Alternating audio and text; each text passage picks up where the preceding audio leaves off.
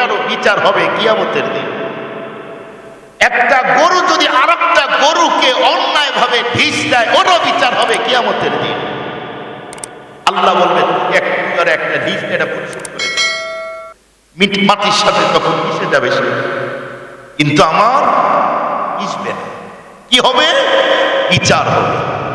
মনে রাখবেন, মাওলানা জুলফিকার আহমদ নকশবন্দি উনি বলেন, আখিরাতের 1 সেকেন্ড দুনিয়ার 50,000 বছর। আখিরাতের 1 সেকেন্ড দুনিয়ার 50,000 বছর। বলুন দেখি, এই পৃথিবীতে 50,000 বছর বেঁচে থাকার মানুষ আছে? নাই। 100 বছরের মানুষই তো নাই। তার মানে আমার হায়াত খুবই কম। আখিরাতের 1 সেকেন্ডের হায়াত নিয়ে দুনিয়াতে আসলাম। এই জীবনে আমাদের চরিত্র নষ্ট করার কোনো সুযোগ নাই। নবীজি আরো এক হাদিস বলেন, সারাদিন এক মানুষ রোজা রাখলো, এই হাদিসটা নবীজি বলেন, এক মানুষ সারাদিন রোজা রাখলো, সারা রাত নফল ইবাদত করলো। বলুন এ বড় আল্লাহর ওলি না? অনেক আমলওয়ালা। নবী আলাইহিস সালাতু ওয়াস সালাম বলেন, এই ব্যক্তি সারাদিন রোজা রাখলো, সারা রাত নফল ইবাদত করলো, এই ব্যক্তিকে যেই নেকি দেওয়া হবে এর চেয়ে আরো কয়েক গুণ নেকি বাড়ায় দেওয়া হবে ওই ব্যক্তিকে যার চরিত্র সবচেয়ে ভালো। চরিত্র সবচেয়ে ভালো। এই জন্য আমাদের আখলাক আর চরিত্র অবশ্যই সুন্দর করা দরকার। এবার আসেন, চরিত্র কয় প্রকার? চরিত্র 4 প্রকার। শুধু নাম বলবার একটার উপরে আলোচনা করব। একটা হলো খারাপ চরিত্র। খারাপ চরিত্র তো বুঝছেন, গালি দেওয়া, মারামারি করা, চুরি করা, ছিনতাই করা, অপরাধ করা, এটা খারাপ চরিত্র। আর একটা হলো খুলুকে হাসান। কেউ যদি আমার 20 টাকার ক্ষতি করে আমি তার 20 টাকার করতে পারবো, এটা শরীয়তের অনুমতি আছে। এরপরে খুলুকে কারীম, কেউ যদি আমার ক্ষতি করে আমি তারে মাফ করে দেব। সুবহানাল্লাহ বলেন। কেউ আমাকে বললে আমি তারে ক্ষমা করে দেব। এটা একটা চমৎকার আখলাক চরিত্র। এই আখলাক আর চরিত্র হযরতে ঈসা আলাইহিস সালাতু ওয়াস সালামের ছিল। একজন সাহাবী, একটা হাদিস বলি আপনাদের। একজন সাহাবী নবীর কাছে আসতেছে। নবী সাহাবীদেরকে বলতেছে, এখন এমন একজন সাহাবী আসবে যে সাহাবীকে আল্লাহ জান্নাতের সার্টিফিকেট দিয়েছে। সুবহানাল্লাহ বলেন। সাহাবী চলে গেলেন। একজন সাহাবী বলল, ভাই তুমি এমন কি আমল করো যে আমলের কারণে আল্লাহ তোমার জান্নাতের সার্টিফিকেট দিল? এই সাহাবী বলেন, সকাল থেকে শুরু করে সন্ধ্যা পর্যন্ত কোনো মানুষ যদি আমার সাথে বেয়াদবি করে, আমি বিছানায় গিয়ে বেডের সাথে বালিশে মাথা লাগানোর সাথে সাথে সারাদিন যত মানুষ আমার সাথে খারাপ ব্যবহার করেছে, গালি দিয়েছে, সব মানুষকে আমি মাফ করে দিই। এমনকি এই কথা শোনার পরে সাহাবী নবীকে বলল, নবীজি ওর আমল কি? বলে এই আমল। তার মানে ক্ষমা। তার মানে কি? ক্ষমা। আর আমরা, তুই আজকে আমারে বললি দাঁড়া, সুযোগ নেই, তোরে কবে ফাটানো যায়, কিভাবে তার ক্ষতি করা যায়। 4 নাম্বার চরিত্র আখলাক হলো খুলুকে আযীম। খুলুকে আযীম হলো ওই চরিত্র শুধুই ক্ষমা না, বরং তাকে হাদিয়াও দিয়ে দিবে। সুবহানাল্লাহ বলেন। এই আখলাক আর চরিত্র শুধু আমাদের নবীজি ছিলেন। এমনকি নবীজির আখলাক থেকে অনেক সাহাবা একরাম এই আখলাক নিয়েছেন।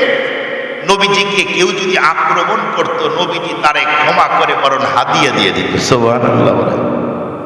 সহজ করে বুঝার জন্য নবীজির একটা কথা বলি, তাহলে বুঝবেন ইনশাআল্লাহ। মুসলমান ভাইরা আমার কথাগুলি দিনটা বুঝার জন্য চেষ্টা করবেন। নবী আলাইহিস সালাতু ওয়াস সালামের আখলাক আর চরিত্র বন্ধুরা আমার কেমন ছিল, আর আমরা মুসলমান ওই নবীর আমরা উম্মত হওয়ার পরে আমাদের আখলাক আর চরিত্রগুলি দিন দিন কত বন্ধুরা আমার নরমাল পজিশনে যাইতেছে। সহজ করে বুঝার জন্য আমাদের পয়গম্বরের একটা কথাই বলতে চাই। আমরা প্রত্যেকেই জানি আল্লাহর পয়গম্বর যখন মক্কার জমিনে নির্যাতনের শিকার হলো, এরপরে বিশ্বনবী সেই মুহূর্তে বন্ধুরা আমার মদিনায় চলে গিয়েছে। যাওয়ার পরে মদিনার মানুষগুলি যখন আল্লাহর পয়গম্বরের উপরে বন্ধুরা আমার অনেক কাফেরগুলি নির্যাতন করেছে, অনেক ইহুদিগুলি বন্ধুরা আমার বিশ্বনবীকে দুঃখবার কষ্ট দিয়েছে, এরপরেও কখনো আল্লাহর বন্ধুরা আমার আল্লাহর নবী বদলা নিতে যায় না। এমন ইহুদিদের মধ্যে একজন ইহুদি ছিল, তার নাম হলো যায়েদ ইবনে সুনা। এই বড় বন্ধুরা আমার ইহুদি আলেম ছিল। তাদের মধ্যে যতগুলো ইহুদি আলেম ছিল এর মধ্যে সবচেয়ে বড় আলেম ছিল যায়েদ ইবনে সুনা। এই যায়েদ ইবনে সুনা বন্ধুরা আমার তার কিতাবটা বের করে দেখতেছি, দেখি আমার কিতাবের সাথে মিল আছে কিনা। যিনি আখিরি জামানার নবী হবে তার নাকটা দেখতে এমন হবে, যিনি আখিরি জামানার নবী হবে বন্ধুরা আমার তার ঠোঁটটা দেখতে এমন হবে, যিনি আখিরি জামানার নবী হবে তার কানটা দেখতে এমন হবে, যিনি আখিরি জামানার নবী হবে তার হাতগুলি দেখতে এমন হবে। ইহুদি আলেম সবগুলি তা একটা একটা করে কিতাবের সাথে মিলাইতেছে। এমন কি ইহুদি আলেম তার কিতাবের মধ্যে আসছে যিনি আখিরি জামানার নবী হবে ওই মানুষটা কখনো আমার এতিমের সম্পদগুলি দখল করে খাবে না। যিনি আখিরি জামানার নবী হবে সে কখনো কোনো অবস্থাতেই এতিমের সম্পদ খাবে না।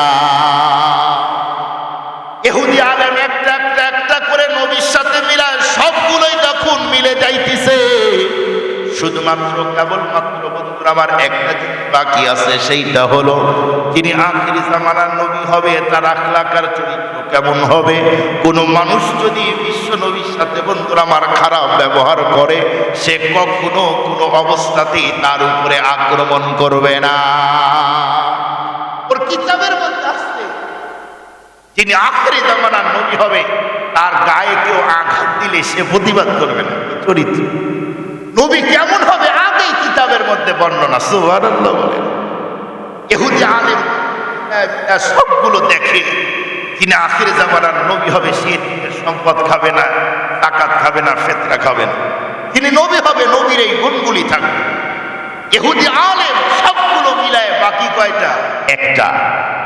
তার নবীর সাথে কেউ নোংরা শব্দ ব্যবহার করলেও নবী প্রতিবাদ করবে না, তার গায়ে কেউ হাত দিলেও প্রতিবাদ করবে না, তার বাবা মাকে দিয়ে গালি দিলেও নবী কখনো প্রতিবাদ করতে যাবে না। মুসলমান ভাইরা আমার এক করে যা যায়েদ ইবনে সুনা সেই মুহূর্তে বন্ধুরা আমার হাঁটি হাঁটি পা করে ঘুরতেছে আর খুঁজতেছে কোথায় গেলে এখন আব্দুল্লাহর ছেলে মোহাম্মদকে পাওয়া যায়। কারণ হলো মোহাম্মদের আখলাক আর আমার চরিত্র এখন আমি পরীক্ষা করতে চাই। যদি এই জিনিসটা আমার পরীক্ষা করা হয় তাহলে আমি মুসলমান হব। আর যতদিন পর্যন্ত এই একটা জিনিস আমি পরীক্ষা করতে পারবো না ততদিন পর্যন্ত আমি ইসলাম গ্রহণ করে নিব না। এই জন্য ইহুদি আলেম যায়েদ ইবনে সুনা খুঁজতেছে কোথায় গেলে আব্দুল্লাহর ছেলেকে পাবো। একদিন দেখেন নবীজি এক জায়গায় বসে আছে, সেই জায়গার মধ্যে বন্ধুরা আমার হযরত আলী রাদিয়াল্লাহু তাআলা আনহু এমনকি বিশ্ব নবী বসে বন্ধুরা আমার দুইজন যখন ডিসকাস করতেছিল একজন আরেকজনের সাথে, এমন মুহূর্তে বন্ধুরা আমার একজন গ্রাম্য সাহাবী হাজির হলো। এরপরে আল্লাহর পয়গম্বরকে দেখে বলল, নবীজি এই মুহূর্তে আপনার কাছে এসেছি বিশেষ একটা প্রয়োজনের জন্যে। নবী আলাইহিস সালাতু ওয়াস সালাম গ্রাম্য সাহাবীকে বলল, বলো দেখি কি জন্য আসছো। সেই মুহূর্তে গ্রাম্য সাহাবী তখন বলল, নবীজি আমি আপনার কাছে এসেছি একটা মাত্র কারণ, সেইটা হলো আমার বাড়ি এখান থেকে অনেক দূর। গ্রামে আমার বাড়ি, ওই জায়গায় তামাম মানুষগুলি বেঈমান বিধর্মী, সেই জায়গায় নাস্তিক আছে, আস্তিক আছে, খ্রিস্টান আছে, বৌদ্ধ আছে। নবীজি সেই জায়গার মানুষদেরকে আমি বললাম, দেখো তোমরা যেই ধর্মের উপরে আসো এই ধর্মের উপরে যদি তোমাদের লাইফ স্টাইল কাটিয়ে দাও মনে রেখো কোনো অবস্থাতেই পরপারে তোমরা জান্নাত পাবে না। নবীজি আমি তাদেরকে বললাম, তোমরা যদি আমার ধর্ম ইসলামকে গ্রহণ করে নাও এই মুহূর্তে আমি তোমারে প্রতিশ্রুতি দিলাম অবশ্যই আল্লাহ তোমারে জান্নাত দিবে। এরপরে নবী এরপরে আমি তাদেরকে আমি আরো বললাম, শোনো তোমরা যদি মাত্র কেবলমাত্র এই মুহূর্তে ঈমান আনো, তোমাদের এখন যে অভাব আছে তোমরা যে পেরেশানির মধ্যে জীবন কাটাও, আমি প্রতিশ্রুতি দিলাম আল্লাহ তোমাদের আর কোনো অভাব রাখবে না। নবী আমি তাদেরকে বললাম, এরপরে ওরা ইসলাম গ্রহণ করে নিয়েছে। বিশ্ব নবী সেই মুহূর্তে বলল, সাহাবী তাহলে তো ভালো কথা, কি জন্য আসছো বলো। এক পর্যায়ে গ্রাম্য সাহাবী এরপরে বলল, বলল নবীজি এর পরের অংশ শুনাইতে চাই। নবী সেই মুহূর্তে বলল, বলো দেখি এমন কি কথা আমারে বলতে চাও। এক পর্যায়ে গ্রাম্য সাহাবী সেই মুহূর্তে তখন ডেকে বলল, নবীজি ওই মানুষগুলি এখন আবার গরিব হয়ে গেছে, তাদের এখন দুর্ভিক্ষ দেখা দিয়েছে। নবীজি এই মুহূর্তে আপনার কাছে এসেছি, তাদের জন্য একটু টাকার ব্যবস্থা করে দাও। নবী আলাইহিস সালাতু ওয়াস সালাম সাহাবীকে বলল, সাহাবী আমার কাছে এই মুহূর্তে তোমাকে দেওয়ার মতো কোনো টাকাই নাই। এক পর্যায়ে গ্রাম্য সাহাবীকে বিশ্ব নবী সেই মুহূর্তে বলল, দেখো এই মুহূর্তে আমি তোমাকে যদি নিজে দিতে না পারি ব্যবস্থা করে দিব, একটু ওয়েট করো। এক পর্যায়ে বন্ধুরা আমার গ্রাম্য সাহাবী তখন ওয়েটিং এ থাকলেন।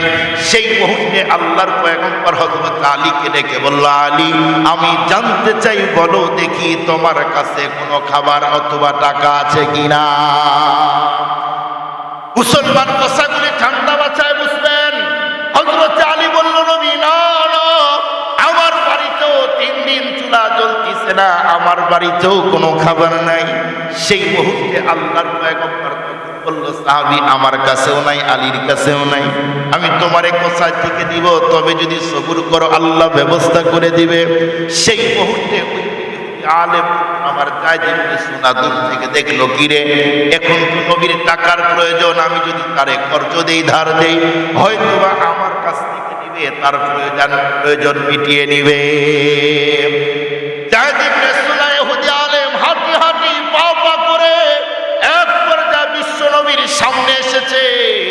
আসার পরে আল্লাহর পয়গম্বরকে তখন ডেকে বলল, নবীজি আমি যায়েদ ইবনে সুনা ইহুদি আলেম, আপনি তো আমারে চিনেন। নবী বলল, হ্যাঁ যায়েদ আমি তো তোমারে চিনি। সেই মুহূর্তে যায়েদ ইবনে সুনা ডেকে বলল, মুহাম্মদ, আমরা বলি সবাই সাল্লাল্লাহু আলাইহি ওয়াসাল্লাম। এক পর্যায়ে বলল, মুহাম্মদ তুমি যদি আমার কাছ থেকে কিছু টাকা নিতে চাও, এই মুহূর্তেই তোমারে টাকা দিব, কিন্তু তুমি পরে পরিশোধ করে দিবা। বিশ্বনবী বলল, অবশ্যই, তুমি যদি কর্জ দাও। আবার ডেকে বলল, শোনো মিয়া, যদি আমার কাছে খেজুর না থাকে তোমাকে কোথায় থেকে এখন খেজুর গুলি দিব। কিন্তু ইহুদি আলেম কোনো অবস্থাতেই মেনে নিতে চায় না। এক পর্যায়ে আল্লাহর পয়গম্বরকে তখন ডেকে বলল, শুনো আমি তো জানি মুহাম্মদ তোমার চরিত্র ভালো না, কারণ হলো তোমার বাবার চরিত্র এমন ছিল, নাউজুবিল্লাহ বলেন। আমি শুনছি তোমার চরিত্র, তুমি যদি কারো কাছ থেকে কিছু নাও, এই টাকাগুলি নেওয়ার পরে আর দিতে চাও না, আমি তো জানি। এরপরে আল্লাহর পয়গম্বরকে তখন ডেকে বলল, মুহাম্মদ আমি তো জানি তোমার বাবার চরিত্র ছিল কারো কাছ থেকে কিছু নিলে আর দিতে চাই নাই। যেই মুহূর্তে আল্লাহর পয়গম্বরকে কিন্তু আমার এমন নোংরা কথা বলে, এক পর্যায়ে বিশ্ব নবীকে সেই মুহূর্তে বলল, মুহাম্মদ শুনো, শুধুমাত্র কেবলমাত্র তোমার বাবার চরিত্রই এমন ছিল তাই নয়, আমি তো জানি তোমার দাদা তোমার পূর্বপুরুষ এমন ছিল। নবীকে অকথ্য ভাষায় যখন আমার একের পর এক গালি দেওয়া শুরু করলো, নবীকে অশ্লীল ল্যাংটা জাতীয় শব্দগুলি যখন বন্ধুরা আমার বলতেছে, এক পর্যায়ে বন্ধুরা আমার ইহুদি আলেম তখন বিশ্ব নবীর কলার ধরলো। ধরার পরে ডেকে বলল, মুহাম্মদ এই মুহূর্তেই যদি আমার খেজুরগুলি তুমি এই জায়গায় না দাও, অবশ্যই আজকে তোমাকে এখানে আমি রক্তাক্ত করে দিব। এ কথা বলতে আল্লাহর পয়গম্বর তখন ডেকে বলল, যায় তুমি যদি আমাকে মারো, এরপরেও কোনো অবস্থাতেই তোমাকে এই জায়গায় খেজুর দেওয়ার অবস্থা আমার না। খুব ভালো করে বুঝলেন, নবী আলাইহিস সালাতু ওয়াস সালাম কলারে হাত দিলেন, বলুন সাহাবায়ে কেরাম কাছে আছে, এখন ছেড়ে দিবে? বলেন এখন ছেড়ে দিবে? আপনারা জানেন, কোন যদি আদর্শবান একটা শিক্ষক আর ছাত্র রাস্তায় চলে, সেই ছাত্রর সামনে যদি কোনো একজন গ্রামের মানুষ গালি দেয়, বোকা দেয়, হয়তো ছাত্র কিছুই বলবে না, ভদ্রতার পরিচয় দিয়ে। কিন্তু এই ছাত্রর সামনে যদি শিক্ষকের গায়ে হাত দেয়, বলুন দেখি একটা ছাত্র দাঁড়ায় থাকবে? কথা বলেন না, কি করবে? এতক্ষণ আমার শিক্ষককে মেরেছিস, কিছুই বলি নাই, গালি দিয়েছিস, আমি কিছুই বলি নাই, কিন্তু আমার শিক্ষকের গায়ে হাত দিবি, এটা মানা যায় না। ইহুদি আলেম যায়েদ ইবনে সুনা যখনই নবীজির কলার ধরেছে, ওমরে ফারুক রাদিয়াল্লাহু তাআলা ওখানেই দাঁড়িয়েছিল, লাফ দিয়ে গিয়ে যায়েদ ইবনে সুনার গলায় চাপ দিয়ে অর্ধেক জিহ্বা বের হয়ে গেছে। আল্লাহু আকবার বলেন। নবীজির আশিক দৌড়ে গিয়ে যখন ইহুদি আলেম যায়েদ ইবনে সুনার গলায় চাপ দিলেন, নবী আলাইহিস সালাতু ওয়াস সালাম তখন বলল, যায়েদকে এখন তুমি ছেড়ে দাও, ওমর ছেড়ে দাও, ও তো মরে যাবে। খুব ভালো করে বুঝবেন, আমাদের মতো কিন্তু সাহাবায়ে কেরাম রাসূলকে ভালোবাসতেন না। আপনাদের কি ধারণা আমাদের চেয়ে কম ভালোবাসতেন? আমাদের চেয়ে কম ভালোবাসতেন?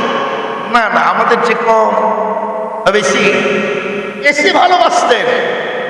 এই জন্যই তো কোন সাহাবীর সামনে নবীকে নিয়ে কেউ যদি গালিগালাজ করে, কোন সাহাবী কখনোই মেনে নেয়। সাহাবায়ে কেরাম নিজের সম্পদ, সন্তান, স্ত্রী সবকিছুর চেয়ে মহব্বত করতেন নবীকে।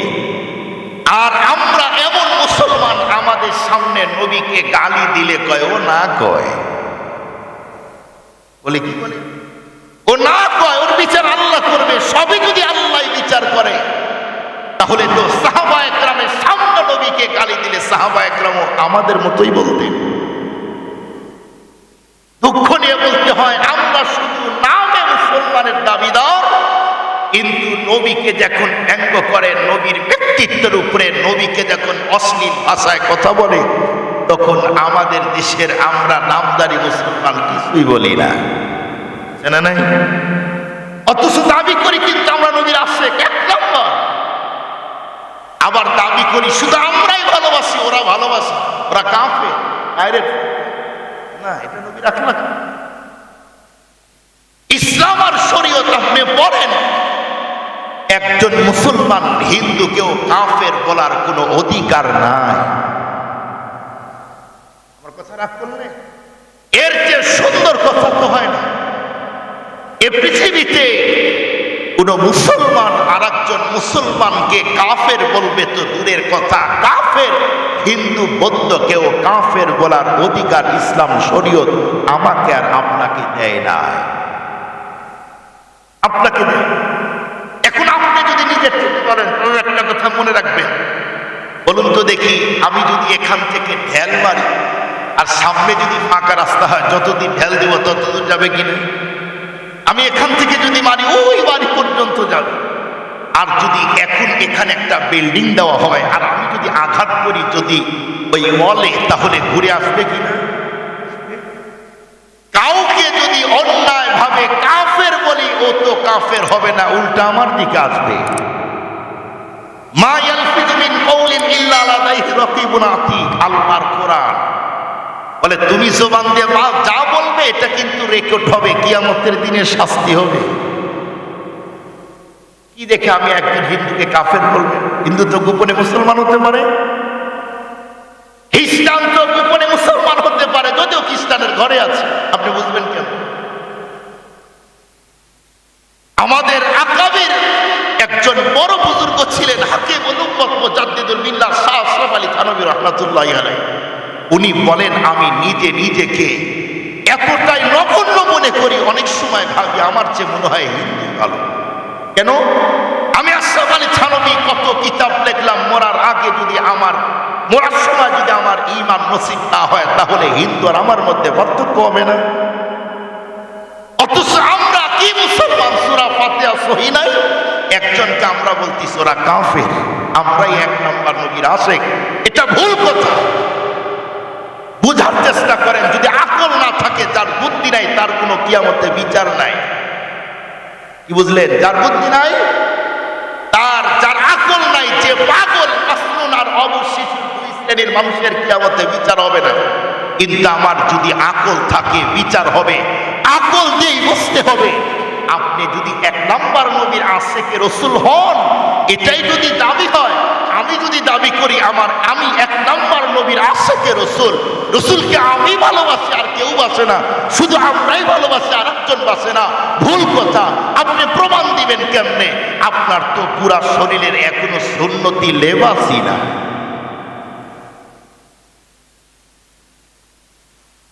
শামসুল হক ফরিদপুরি রহমাতুল্লাহ আলাইহি যা বলতিছে একজন, যে হুজুর দোয়া করবেন আগামীতে নির্বাচন করব, আল্লাহ যদি আমাকে বিদায় করে পুরা বাংলাদেশে কোরআনের বিধান জারি করব, সুন্নাত দিয়ে ভরপুর করব।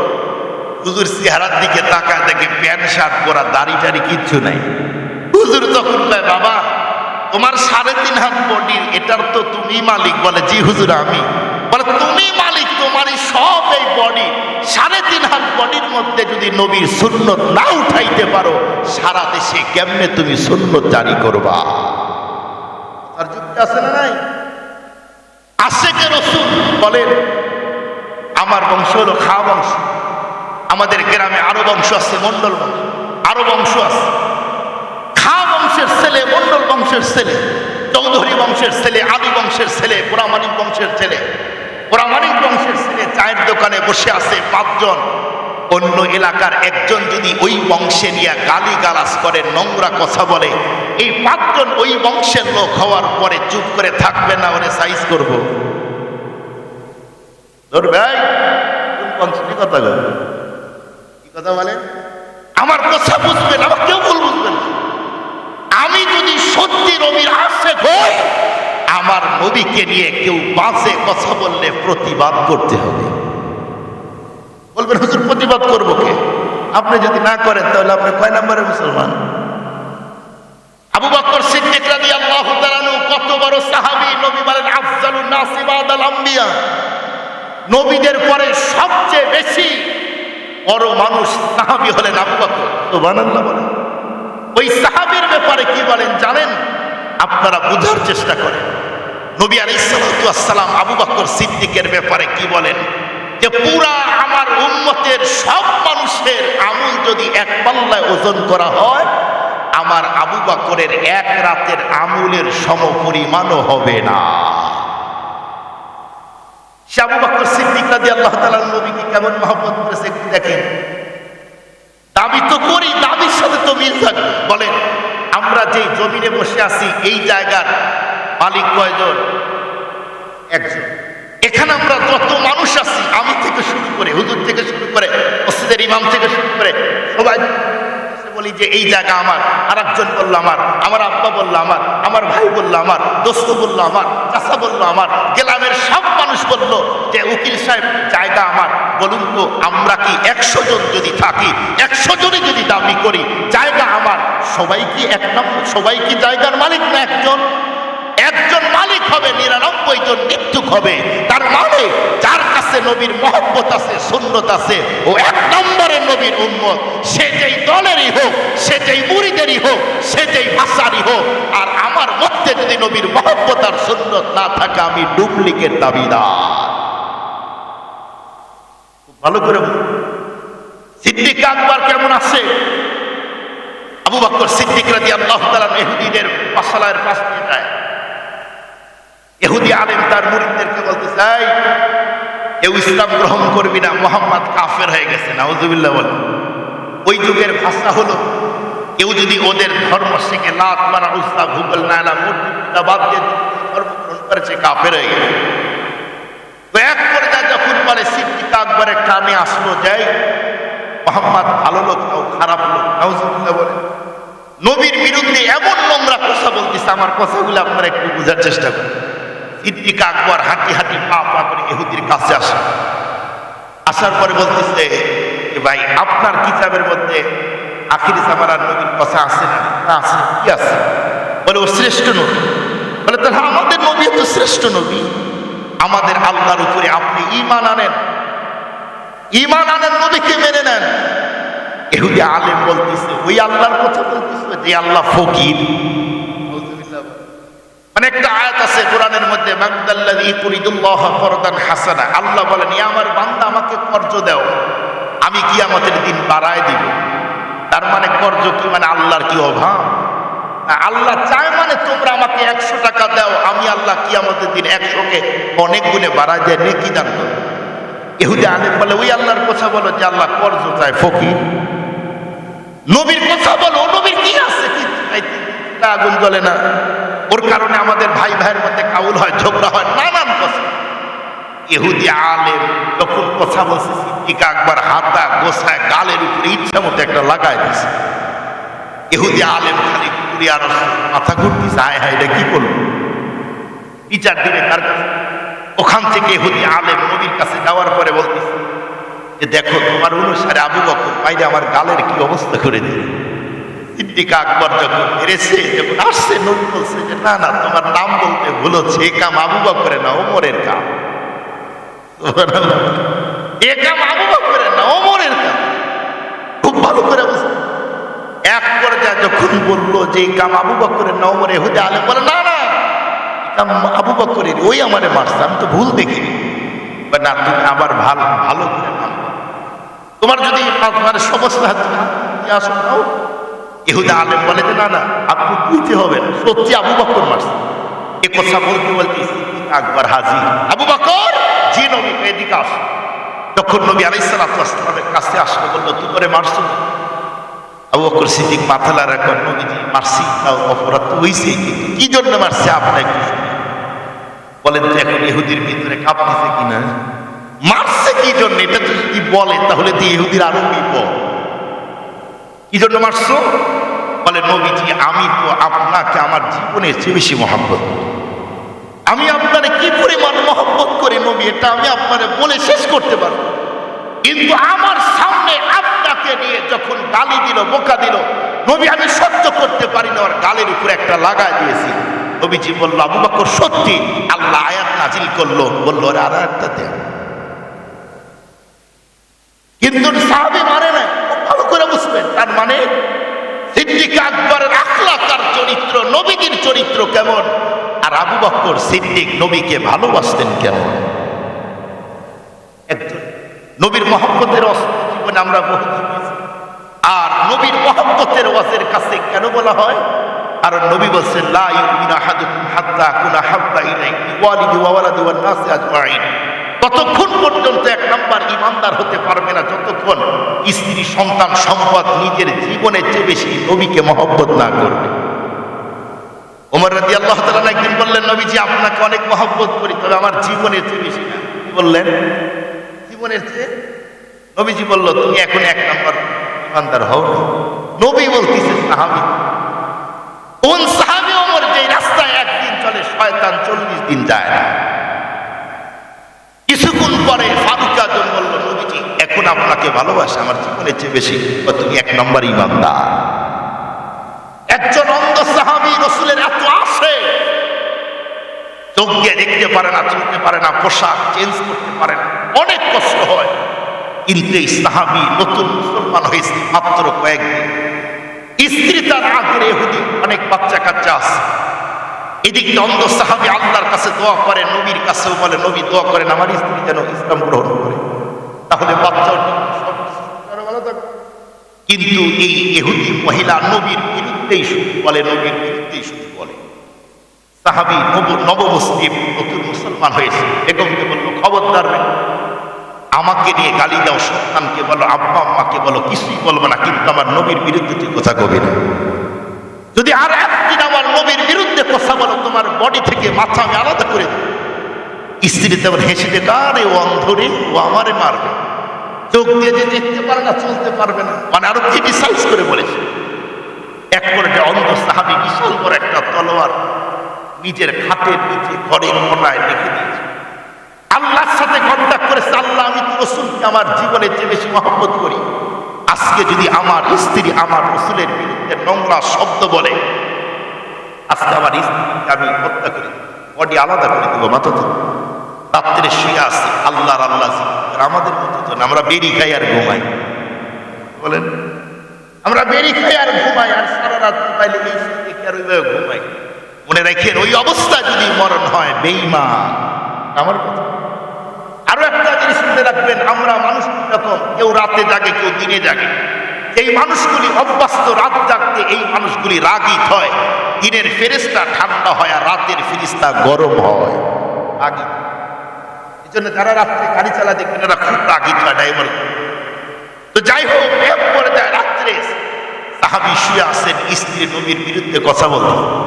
সাহাবী নারে তাকবীর আল্লাহু আকবার বলে তলোয়ার বের করে স্ত্রীর যখন গলার উপরে আঘাত করেছে, ইমানদারের নবীর মহব্বতের আঘাত আঘাত করতে দেরি, তার বডি থেকে আল্লাহ মাথা আলাদা করে দিতে দেরি করে না। আমরা কি আশিক রাসূল? আমাদের খবরই নাই আমাদের দেশে কে নবীকে নিয়ে কি বলল। যদি কখনো মোবাইলে দেখি শুনি, কোনো আওয়াজ নাই, নড়াচড়া নাই, গন্ডারের সামনে বলেন। যেমন কয়েকদিন পূর্বে নরসিংদীতে আমার নবীকে বললেন আমার নবী নাকি সন্ত্রাস। নাউজুবিল্লাহ বলেন।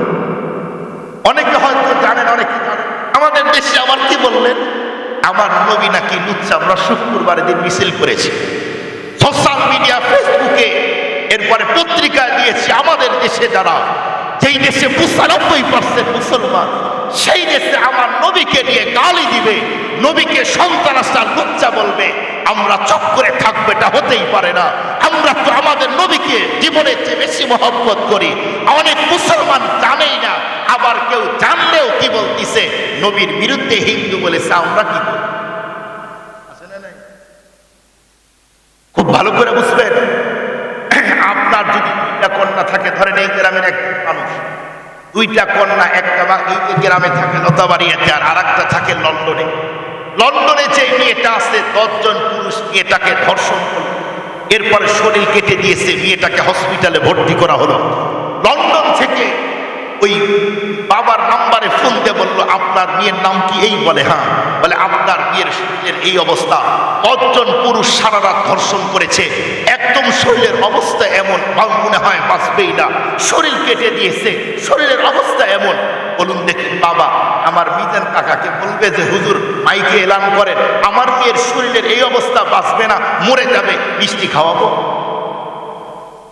বুঝেন আমার কথা? এটা বলবে না, কি বলবে? বাবা এখানে ফোন কেটে কান্নাকাটি করবে। প্রয়োজনে একজন এসে বলবে আপনি লাইভ দেন, কি হবে? ভিডিও ভাইরাল হবে, প্রতিবাদ হবে। কোথায়? লন্ডনে, যারা আপনার মেয়ের উপরে নির্যাতন করেছে। আমি এটাই বলতে চাই, মুসলমান একটা জিনিস ঠান্ডা মাথায় বুঝেন, এই গ্রামে যে মেয়ে আছে এটাও আমার মেয়ে, লন্ডনে যে মেয়ে আছে ওইটা আমার মেয়ে। এই মেয়ের উপরে গ্রামে যদি কেউ গালি দেয়, আক্রমণ করে, আমি বাবা হিসেবে যখন মহব্বতের কারণে প্রতিবাদ করি, লন্ডনে মেয়ের উপরে আক্রমণ হলে আমাকেও প্রতিবাদ করি, কারণ হলো ওটাও আমার মেয়ে। এটাই তো বলতে চাই, আমার রসুলকে বাংলাদেশে যদি কেউ সন্ত্রাস বলে, লুচ্চা শব্দ রসুলকে বলে, আমাকে প্রতিবাদ করতে হবে, কারণ রসুলকে মহব্বত করি। আর যদি প্রতিবাদ না করি, তাহলে রসুলকে মহব্বত করি না। কি বুঝলেন? রসুলকে মহব্বত করি না, এই জন্য প্রতিবাদ আমিও করি না। একটা জিনিস মনে রাখবেন,